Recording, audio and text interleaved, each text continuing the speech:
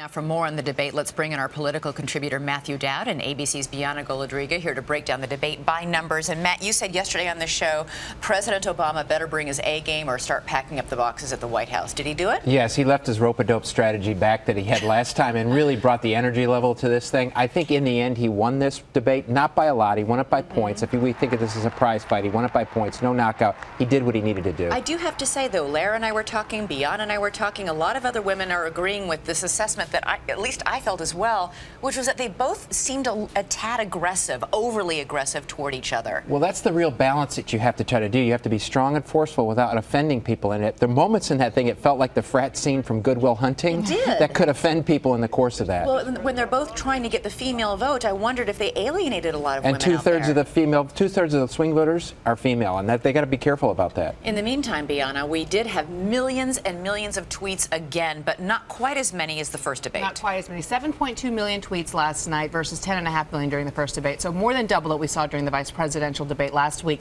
And what was interesting, the most talked about, the most tweeted about moment, I don't even know if you remember this. There's an audience member named Lorraine who asked a question to Mitt Romney about immigration. He couldn't get her name right, so he said, "What's your name, Lorena?" 109,000 tweets just about that moment. So that's interesting. And as far as Google searches, who was winning the debate was the top one. Live debate.